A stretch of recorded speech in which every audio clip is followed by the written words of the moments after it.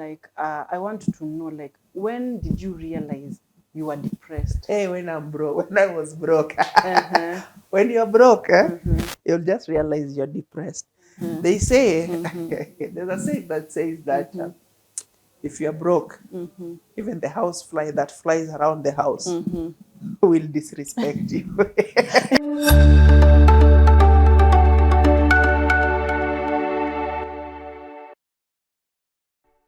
My name is Coach Kelvin Waga. Sometimes people call me Habil. It's my name. I'm a business trainer, entrepreneur, and also a humanitarian. I have a passion in helping people, impacting on people's life positively, and that is what has kept me going ever since.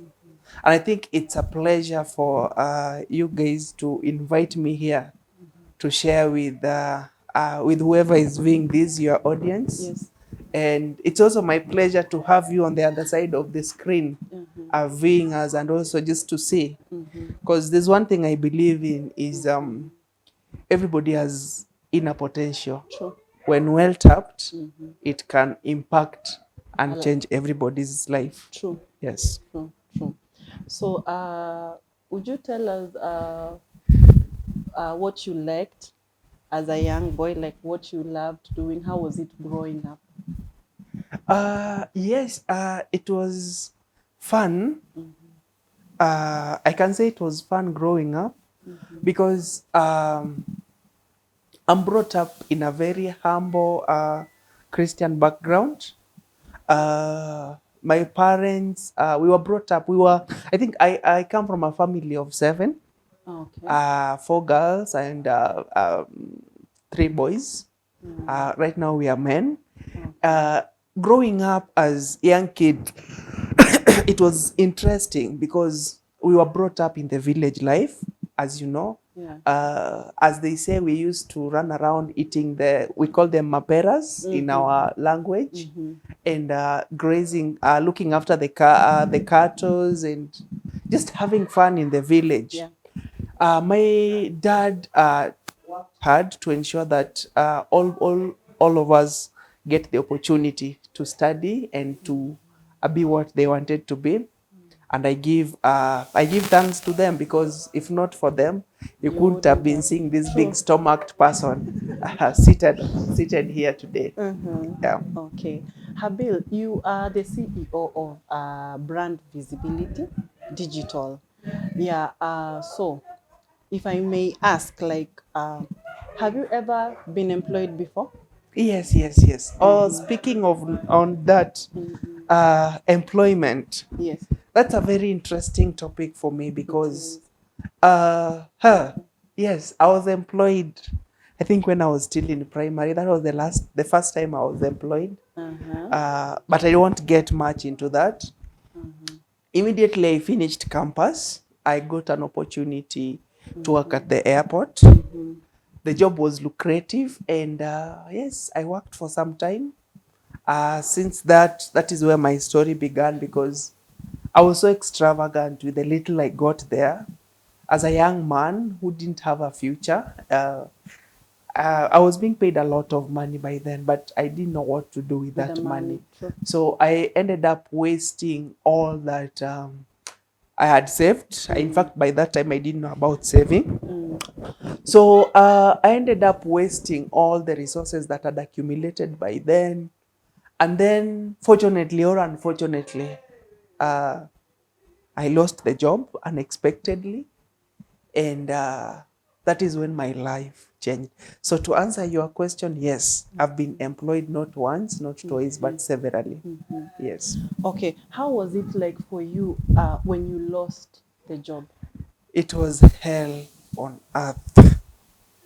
At first, I thought it was going to be easy, and it wasn't easy on my side. When I finished campus, I had good grades, had scored, the university accreditation was enough to earn me a job. That was my thought by then, because, okay, I graduated with second as upper division. because my background is in communication and media. I'm a communicator.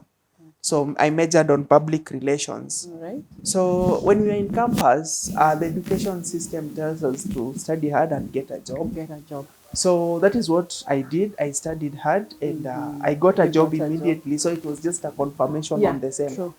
But little did I know that everything else was going to change thereafter. So when I lost my job, I had no money, I had a family to take care of. That by then I still had a small family to take care of.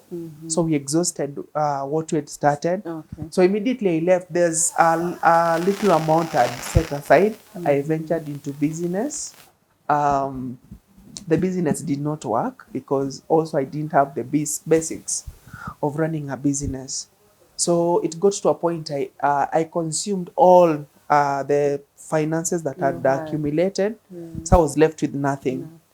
And if there's one thing you watching me now can say, if you've ever gone through this, there's nothing worse as being broke. Because when you're broke, you can't think straight. True. And by that time, it was so tough on me that on several occasions, I felt like a reject. I felt like my life wasn't going on well, and things were turning black on my side, to an extent that I viewed myself as a black sheep in our family.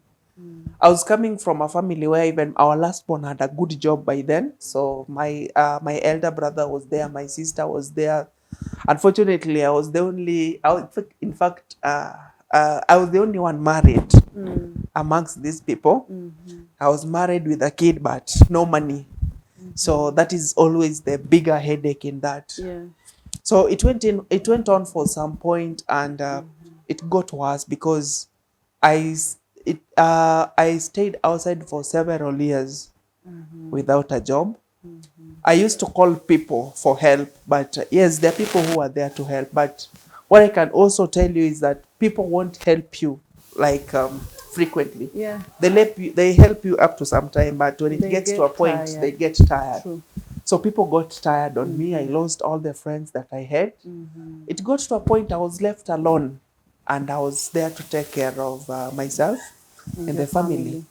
Having a family when you cannot provide as a man, that is the most disheartening thing, because coming home and you see that little young one there unable to eat, the mother also has personal needs to take care of, but you call yourself a man, but yet you cannot provide for them. So it was very difficult. It was so hurting by then.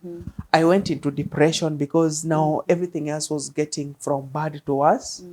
What I didn't mention is when I had a job, I had a good life. I was living in a 3-bedroom house, fully furnished with so expensive things. But life got worse to an extent I degraded. I lived in a mabati house. It's something I didn't expect in my life. I lived in a mabati house, and even in the mabati house, I was unable to pay. And in many occasions, I was being kicked out.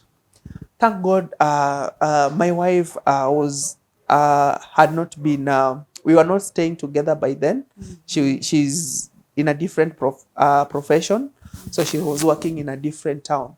But life was so difficult because sometimes I remember I could wake up in the morning not sure what I was going to do, and just loitering around town. And I remember some instances. See, when you don't have a job, people around you view you as you're lazy, because how comes you can't get a job while other people are getting jobs? Yeah. And if somebody calls you and you tell this person I'm back at home, this person will be like, you're not serious, you should be out there dropping CV. So I used to go out and something I did, but I'm not saying you do this, because I didn't have transport, so I could get into matatu by then. By that time I was living along Waga'S, so I could get into a matatu. So instead of saying that I was going to town, I used to go to the next center, say I was alighting at the next center, and I could carry like 3 people of us just so after paying 10 shillings, I would say I'm going to alight in the next stage. Wait. You did what? I used to fool the conductor. I was because sometimes going to town was around 80 shillings, but you find that coming from where I was to a place, there's a town called there's a center called Kangemi. So it was only 10 shillings from where I was staying to Kangemi. So I used to say, okay, I'm going to alight at Kangemi, yet I was going to town. So what I used to do is I used to change pullovers after paying the 10 shillings. So when the conductor comes and tells me, hey, you said you are alighting in Kangemi, what's up? No, I paid you 80 shillings. Like I used to lie a lot. I can remember in some situations, I was kicked out because it was now too much. The conductors had marked my face, and it wasn't that interesting experience. But along the way, when I got to town, I used not to have money to buy food. So I used to move around hotels, like just checking where the events were. I used to get crash. By the time they were going to have their lunch, so that I could have lunch with them. So immediately after having lunch, I could walk out, then stroll around if they have the 4 o'clock tea. I think that was my supper. So when I got home, it was so tough because I couldn't fend myself. Uh, had no money. I was so depressed. The reason as to why I don't like rice today, and by that time there are these things called KDF, and I used to eat those things. Like I could eat rice from Monday to Friday, and the way I was preparing that rice, it was very funny because it was just water and the rice itself. Sometimes I could not even afford the salt. I could not even afford the cooking oil. Yeah. So it got to a point I couldn't bear it anymore. So I decided to this life was no more, and it was so painful because life was so tough on me. I decided nothing else. I was gonna take my life, and I can tell you, I did try to kill myself, not once, not twice. Sort of. No, I didn't think. I did try to kill myself. Wait. Yes. What did you do? I overdosed severally. I used to buy strong drugs. Yes, and I overdosed for several occasions. But every time I tried committing suicide, I woke up very strong. And it got to a point when I thought I was going to die, but it was even funny. When I think of that story, I laugh a bit because have you ever thought of dying and then you try opening your eyes only to find that your eyes are opening? So that was my story, and I distanced myself from everyone because no one was willing to assist me, or no one was willing to listen to me. No one was willing to be there for me. I had few friends who sticked around, but I was so too much to them because I could not manage to do that. So what I did after that is, again, I tried killing myself over and over. But every time I tried killing myself, I woke up so strong because I was watching that if you maybe overdose with strong drugs, you get dilapidated and pass on. But I didn't do that. So it was so tough, I can tell you. And I understand if you're going through that situation, if you cannot provide for your family and everybody is looking up to you to do that, you'll find it's very difficult. It is tough. To do that. And by that time, I used to hate these people called motivational speakers. Yeah? Because by that time, you get a lot of motivation from people. Yes. But it's very difficult for you to get motivated if you don't have anything. Yes. How do you expect me to get motivated if I cannot even feed myself? Yes. How do you expect me to motivate myself if I cannot even enjoy life? I cannot even have decent clothes. Yes. How do you expect me to motivate myself if I'm sleeping hungry? Hungry. So I distanced myself, and it was a point of no return for me. So I lost weight, quite a number. I was huge the way I was, but at some point I went and lost almost all the weight. So I remember when I got back home, I was in Nairobi. So when we got back home, just before we went home, I even tried mjengo, but as you know, even when you don't have connections, even getting that mjengo job is not that Very easy, hard. because at least you have to know somebody who Yes. knows somebody. Yes. So it was so tough. I decided to try my luck with the mjengo because after all, I was a black sheep and there was nothing I could do. So I tried it for some time. Unfortunately, I was asthmatic, so I used to go carry the kokoto koroga. But when I came back home, I couldn't sleep because I had that chest Yes. congestion. Yes.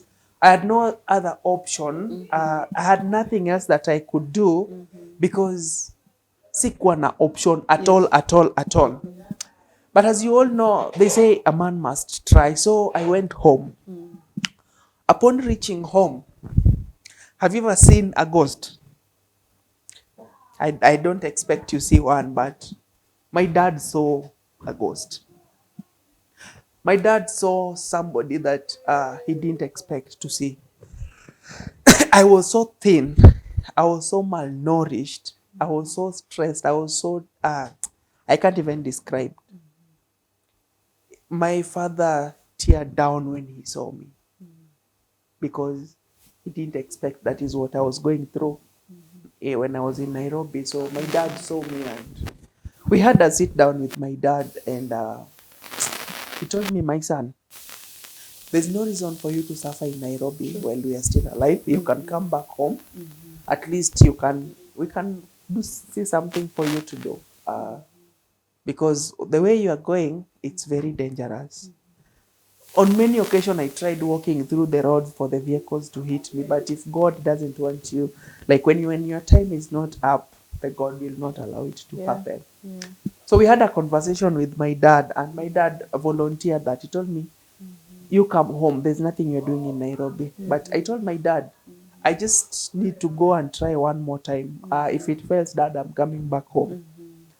So I went back to Nairobi, and we had another agreement with him. I was to go and think of something I wanted to do, and then he was going to bankroll me so that I could do that with the assistance of my larger family members. So what happens is we had a sit down with my dad. My dad talked to me while he was crying. Sorry to use this example, but if you've ever seen somebody who's suffered from tuberculosis or this chronic illness, the way their eyes got so inside, they get. That is how I was when when we were having this conversation with my dad. And then I told my dad, yes, Dad, I'm going to try one more time. If it fails, I'll come back home. So I came back to Nairobi, and I was so positive, though I had nothing to celebrate. Having just getting that warm welcome from the family members when you get home. And I can tell you, whatever you do right now, you who is watching me, there's one thing you need to take care of, your family, because it's only your family that will stick with you. Many people will come, especially with the hypocritical oath. When something happens to you, that is when everybody wants to associate themselves with you through pay bills and sending some enormous money for them to be seen. So my family too, they did stuck with me, and I can attest family is key. So I came back to Nairobi, and I gave it a last try. So I tried my best, tried things here and there, but still I could not get a job. So on that week that I decided now, I think enough was enough, I was going home. I saw a friend of mine to whom we were with in the same campus. And if you're watching this, I'm so much grateful to you, Paminas. So I saw he had a company, and he was in real estate. And I saw he was looking, no, in fact, because I had his number, I called him, and I told him that I don't have a job. I'm looking to get a job. So if you have a chance, come and let's do, I'll come to you so that you give me that chance. So he told me, just come, we'll talk when you get to the office. So when I got there, he told me, right now I don't have a job. The only job I have is for sales, because sales is there. I tried when I was suffering. I even tried selling insurance. I couldn't. I tried it for some time. I was paid for some time, but then I couldn't. So I walked out of the job because I was not being paid. But still, what I said is I decided to give it a try. Yes. So when I went there,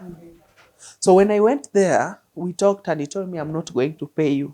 I'm going to give you an opportunity. I'm going to give you a platform to sell. But in return, I will give you some little money. I started working for him at 4,000 shillings. The 4,000 shillings was supposed to cater for my transport. Mark, I was living in Kikuyu, but I was working in Rosters. So each morning I used to wake up down. I could get to the office 6 a.m. By 6. By 6, I was in the office. So the people who were there like, oh, how are you? How did you manage it? So it was so I had the dedication because I had gotten the opportunity. So I went there as a salesperson. So the second week, in fact, the first week on a Friday, there's normally staff meeting.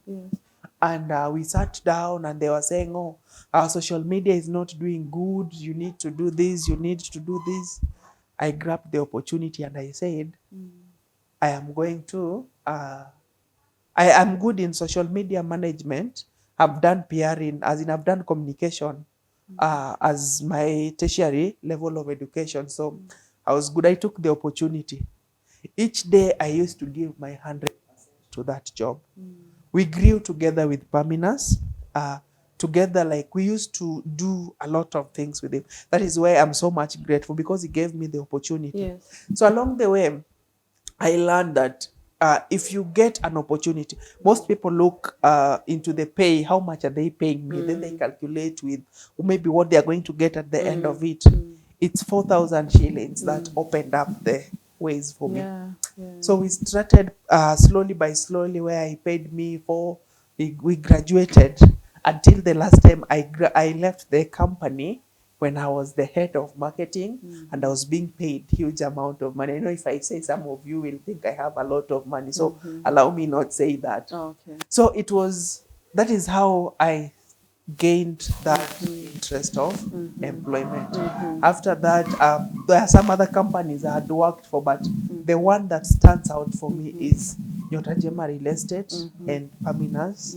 That is the person that helped me become who I am today. Okay. Yes. You have really talked about depression, the times you tried to take away your life. So many people are out here and they are depressed. Like, I want to know, like, when did you realize you were depressed? Hey, when I was broke. When you're broke, you'll just realize you're depressed. They say, there's a saying that says that if you're broke, even the housefly that flies around the house will disrespect you. It is very true. When you're broke, it is very true. even the madman that walks around will disrespect you. Yeah.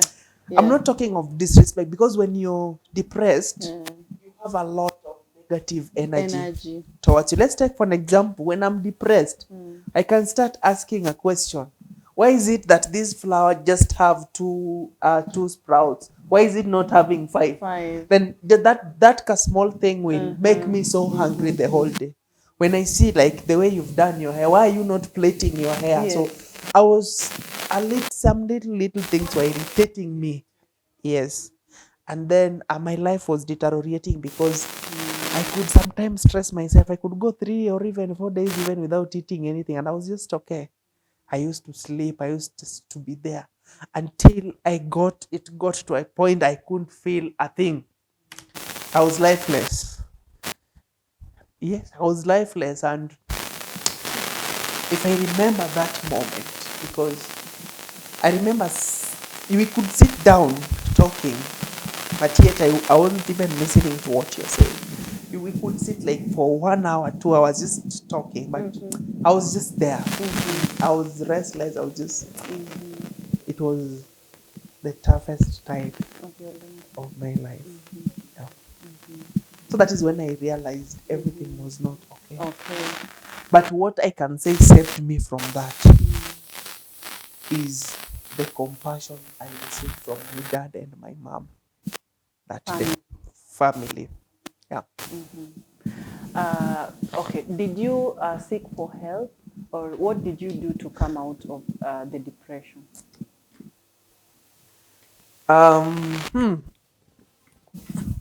No, I didn't seek for help. I'll say something controversial, but it's the truth. You can't seek for help if you are not ready for help. The reason as to why we get depressed is because of our mentality. And there's something we call perception. The way you perceive things when things are not good.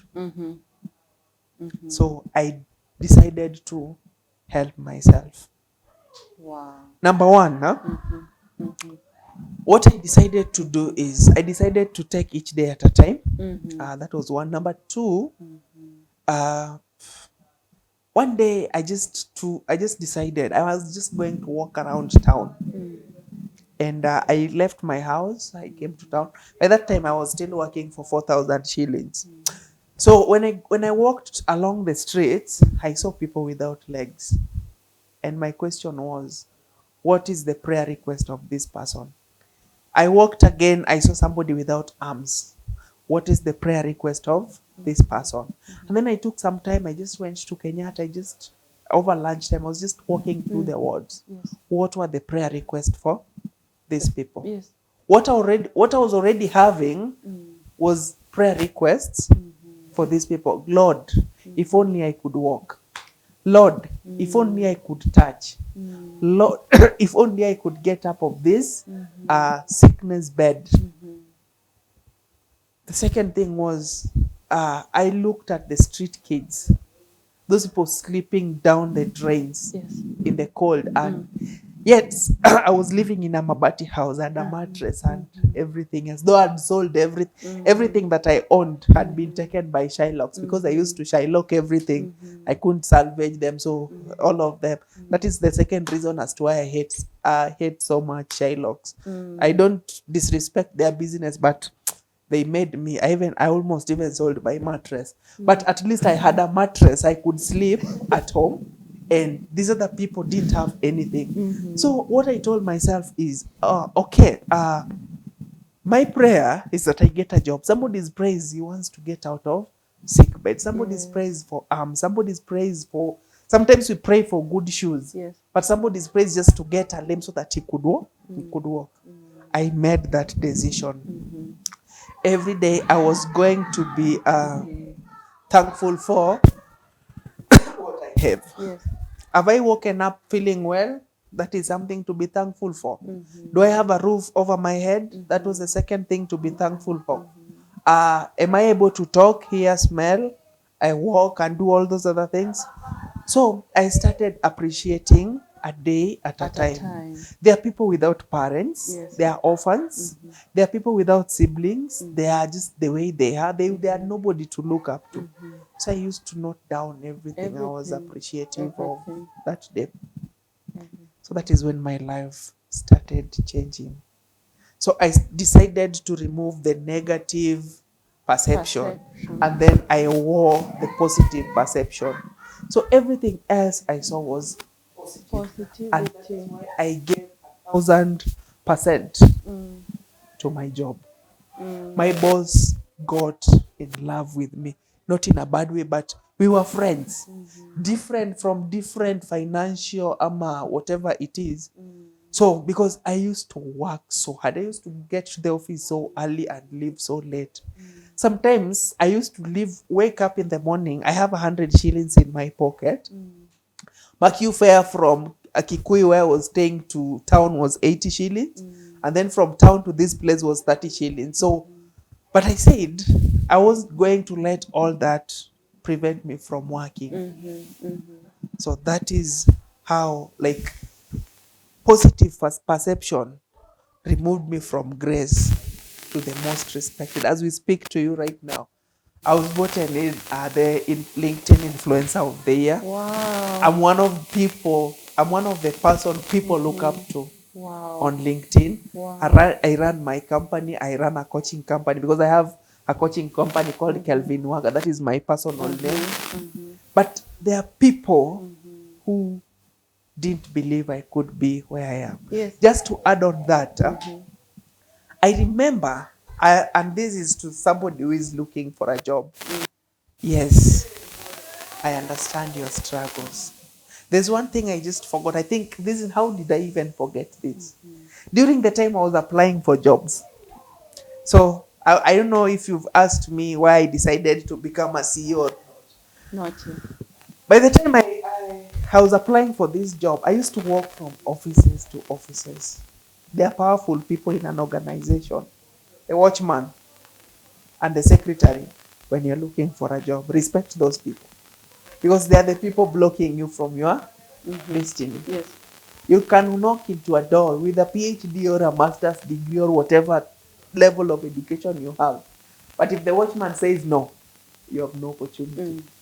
And that person seated at the front desk of an office, if he or she decides to block you, you don't have an opportunity. So there's a day I didn't have money to print my CVs. So when I printed a lot of CVs and I used to drop it. So one day as I was strolling, I saw my CV because there was somewhere they were disposing of the paperwork. Unfortunately, when I was passing, I saw my CV was part of part of the composts. So I went looked at it. Then I called because they gave me the number. Hey, did you talk to your boss? Yes, we talked. Your boss loved your CV, and yes, as we even speak right now, the CV is on his desk. So I said okay. And then the funniest thing happened because sometimes relatives are good.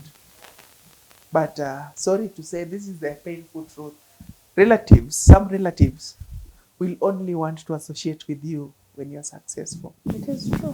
Number two, some relatives will only want to associate with you when there's a show. I remember there's an uncle of mine, and so the uncle of mine, I think he saw my story. I was suffering here and there, and then when we were home, people were seated. Why are you suffering in Nairobi? Come back. Come to Nairobi. Come and see me. I give you a job. So when we came back to Nairobi, I called. I said, man, there's no need of coming to the office. You just send me your CV. I'll send your CV to somebody else. You know what happened? So when my uncle called in the morning, said, okay, I'm going to send the CV.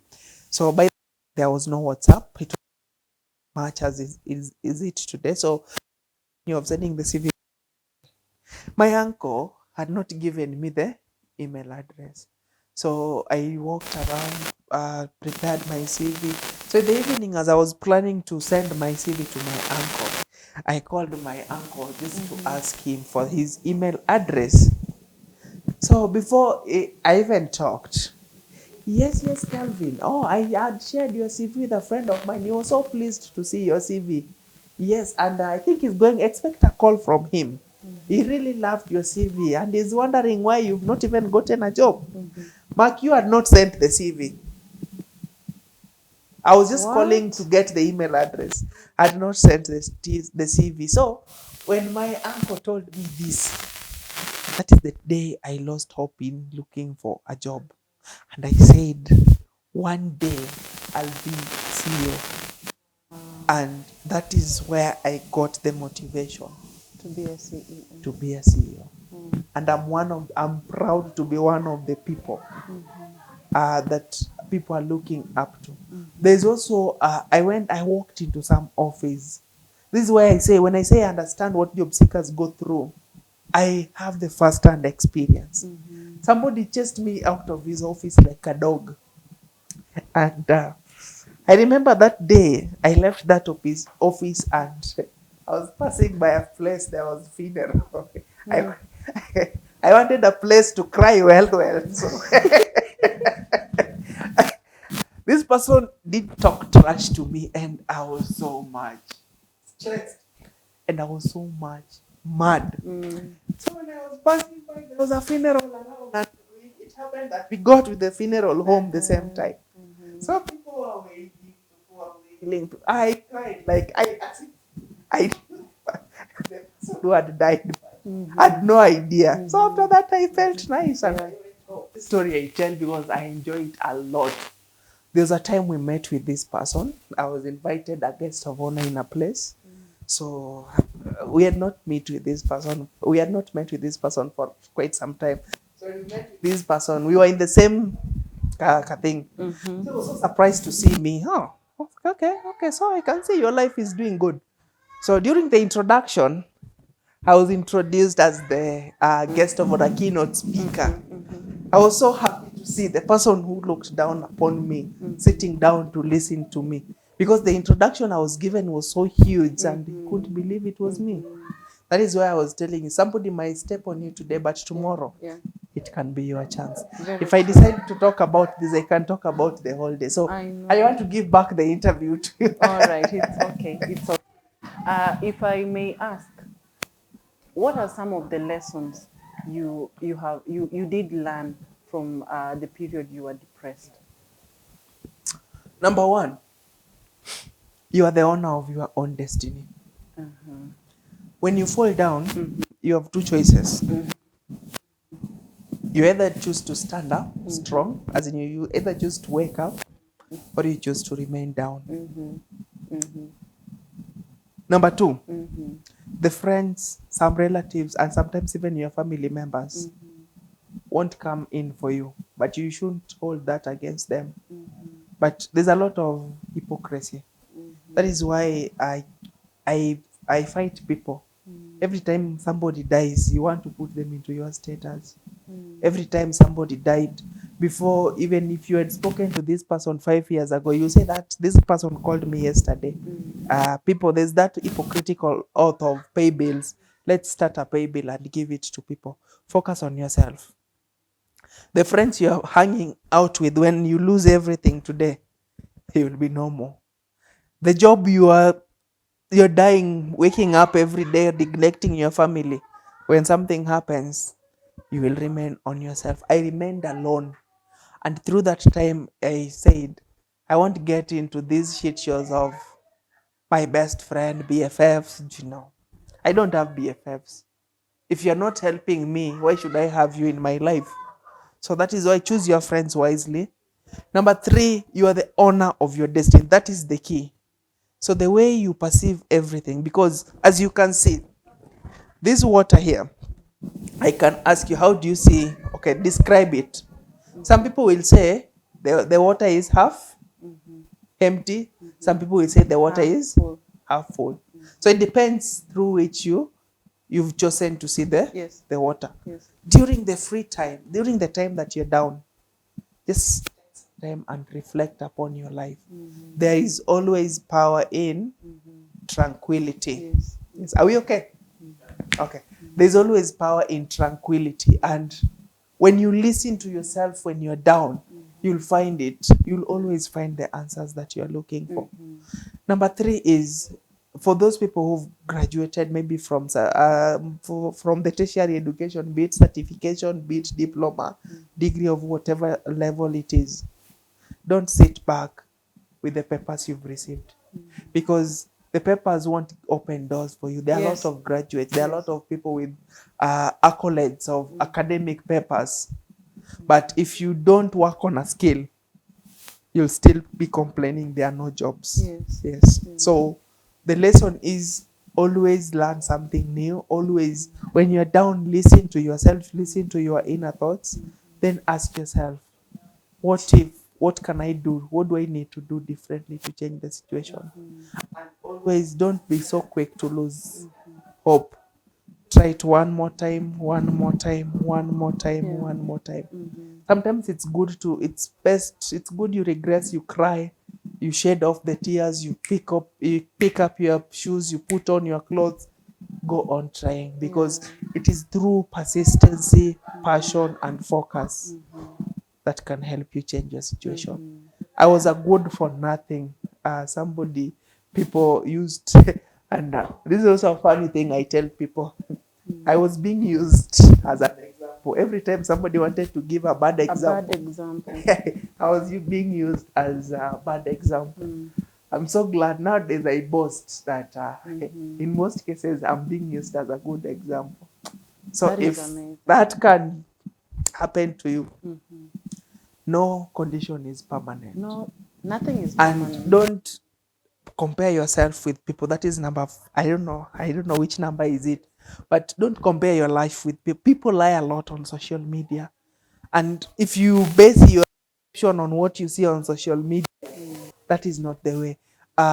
Be you, because people are lying a lot. So if you base whatever you're seeing on social media, it's you who is going to get maybe stressed. Yeah. Know your lane, know what you stand for, then just find a purpose. Once you find a purpose, everything else will fall into place. I had a passion of helping people, and I've been helping people. I've helped, like last year, I think I helped around 150 people get jobs. I gave a business opportunity almost 50 people. I've given maybe so many referrals here and there. And in all this, I don't ask anybody to pay me anything. Anything in return. And that is what has blessed me. And as you can see, okay, I might seem pregnant, but I'm not. Yes, I'm just fat. I love my fatness. That is why I don't body shame myself, because when I was down, people said I was suffering from this chronic illness. In fact, they said, hey, this guy is suffering from AIDS. But now when I'm fat, people are complaining, what am I eating? You're fat again. So I tell people, I eat my food, I don't eat your food. Every time somebody asks, what's your weight? Is it your weight or mine? So that is what I tell people. So yes, that is what I can say. Those are the lessons. Okay. But first of all, if you want to change your situation, change your perception. So the moment you start seeing the waters full empty, as in half full, the moment you start viewing things in a positive perception, everything else will change. Because when you're viewing things in a negative perception, you'll see a lot of things will anger you for no reason. And when you get angered, it's you who injures yourself. Yeah. So I was going to ask you to advise anyone who is going through depression. I don't know if you can still advise, because I've seen you talked about the advice as well. If you still have any advice you feel like maybe you've not talked about, who is going through depression, who has lost. If you lose hope in life, where should you lose hope? If anybody should not lose hope in life, because life should lose hope in you. What I can tell people, there's one thing that gets people depressed. There's this thing we call it denial. The moment you deny you are not depressed, that is the more you'll get depressed. Don't deny. Sometimes I used to cry very hard, like in fact, sometimes crying is good, especially when you're stressed. But I can tell you, if you are a big person and you're crying, your face will look so ugly. You might even laugh at yourself. You check it. So don't deny. Sometimes accept. Take time. Cry, mourn, and then hang your boots. Then try again and again. And if you found a purpose, if you find the reason as to why you're living, if you find what you want to be, if you find that purpose, you'll be good to go. Finding the purpose. That is still what I'm repeating. Removed me from a nobody to somebody that people look into. Right now, we sit with the key people. We sit with cabinet secretaries. We sit with sometimes we sit with even with the presidents. Sometimes we sit, because the other time I was in South Africa and had the opportunity to meet big people. I've been to Uganda. I've been to these countries. And this was just somebody somewhere that people could not see. So believe in yourself. Time might be tough. I can't tell you it's going to be easy. But if you keep showing up every day, again and again, sooner or later, your success story will be there. The disadvantage with us when we are so stressed is that we tend to switch off our minds. And then we play victim. And then say, no opportunities, I'm cursed. So and so another, like so and so sells their body to get the job. So and so bought their ways. So you want to something we call you want to get people to whom you're with in the same category and start gossiping about people. It's not that way. It's you to make that decision. If that person is selling their body and they are getting jobs, why don't you go sell your body and get jobs? I'm not advising, but don't just view things the way they are. If that person is paying their ways to get that, why don't you find a different way of making it happen? Yes. Yes, people are greedy, people are hungry, but you should be more greedy and more hungry. Just be focused. If it's your kid that gives you motivation, when you see them hungry, when you see them malnourished, that should give you a reason enough to just go and Go up there. Yeah. and go try again. So never sit down, never be so much focused about what happens in other people's life. There's one habit I used to have some time back, whereby everything I didn't want to be passed. Let's take an example. I was walking along the road. I find people maybe converging at a place. I could just go and see what's happening. But nowadays, if it's not something that requires my attention, I have learned to walk away. I've learned to mind my own business. And I've learned to compete with myself, because the competition I have is be a better person. As in be a better person as compared to what I was maybe the previous day. So each day I try to be a better person. So that is the only advice I can give. But everything is seasonal. So the only thing that will make you stay there for long is through which lens do you want to view it from. Yeah. Okay. Where can people find you on social media? Hey, I'm everywhere. Yes, if you are looking for somebody who is everywhere, just search for me. Okay, I don't know which handles to give, because I have a lot of handles. I'm having, like, I think in 2023, I'm going to create the third company. So I'll be giving as we give them. Yeah. But before I decide to convert them together, just find me as Coach Kelvin Waga. I think I must brag of this. I'm one of the people, Kenyan people, giving people sleepless nights on LinkedIn, but not ladies. That's just people who are on that platform. I am on Facebook as Coach Kelvin Waga, and each day I just give these things I've talked about. I give them outside there, and you can find me just if you search for Kelvin Waga or Coach Kelvin Waga, you'll see. But above all, I have classes. I have session whereby we talk about these things. There are a lot of trainings that I do. There are a lot of things that I do. And each day, if we can be in a position to assist one person. Yes. So I have a YouTube channel called Brassibility Digital. I know I've seen you've struggled with the name Brassibility for quite some time. Yeah. So the name is Brassibility Digital. And the link is running down there. You can get these stories. You can get how to improve your life. Yes, and then to say, in 2023 is a year of change. And I believe if I'm changing, if I can help change the lives of 2-3 people. This is why this year I'm focusing much on training about business. Because there are a lot of people in businesses, but they think having a business is just there to make profits. But there are a lot of things running in the background about business that still people get to know, that people need to know. How do you run a successful business? How do you take your business from this point to this point? What are the key things? Because you'll find that you're making profit, but as you grow, you're making profit, but you still cannot sustain your business. So this is why I'm helping, because everybody else is becoming, we call them business owners or entrepreneurs. So I'm giving my focus into helping people grow. How do you scale your business? How do you grow your business? At what point are you supposed to be doing this? What strategies can work?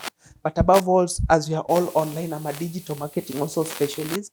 So I help people with all that. But my main focus in 2023 is to help people grow their businesses. Because having a business is not just opening an office and maybe having the relevant license. There are a lot to it than that. So that is my focus in 2023. And also, I want to be able to impact so many people's life and to give so many recommendations. So if you're watching this and you have a job opportunity somewhere, I have people who I look up to. I have a database of people online whereby when a job comes, I recommend these people. Yeah. All right, guys, we are winding up. It has been an amazing session. Wait. Just, oh, you will repeat that part again. Normally, I'm stubborn. Am I stubborn? No, I'm not stubborn. What is your goal and what keeps you, what are you looking up to doing in 2023 differently from what you did in 2022? Yes. So that really got me off. That's the point. And please don't edit it out. Yes. Okay, so for me, I can say this year I'm putting more energy. I'm focusing so much on my craft. Um, yeah, and I want to be consistent in what I'm doing. So that is my, my goal this year, to achieve my goal. The last question. When I take the career, your profession, Yes. out of you, what you do, like what you do as a job, who can you say Mary is?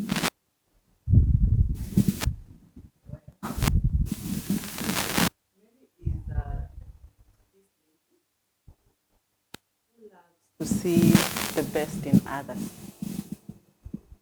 who loves to, get to the root cause of a problem. Like if I know you and maybe you come to share, maybe you have a problem, I get to understand like what is the problem, how Sorry, can. let me repeat the same question again. Okay.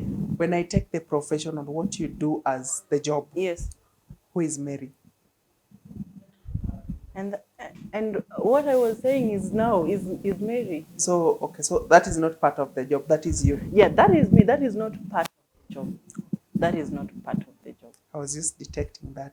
Thank you so much. Because if you cannot define yourself, if you are the person who defines themselves by what they do, then still you don't know who you are. True. Sometimes just check, I'm a mental health, I'm a blah blah. Just talk about who you are when those things you have not experienced those things. So that is my closing remark always to people. Learn to define yourself not by the job, but by truly who you are. Over to you. Wow. And that is very powerful. You have really challenged me. And I thank you for that, because you have made me realize who I really am. So, guys, we are winding up. It has been an amazing session with the CEO of Brand Visibility Digital. I'm really struggling with the name Brand Visibility. I don't know. Yeah, so he has been an amazing guest to the show today. And I'm really loving the shows, with the CEOs, because I get to learn a lot. From him, I have learned that depression is real. And when you're depressed, you have to get yourself up. Don't wait on anyone to help you. As they usually say, no one will come to help you. You are the one who is going to help you. So you have to realize that you are as he said, you have to know that you are the owner. You said the owner. You have to realize that you are the owner of your life. You just have to realize that. And again, you also have to be positive for you to come out of the depression. Remove the negativity. Start seeing things from a positive angle.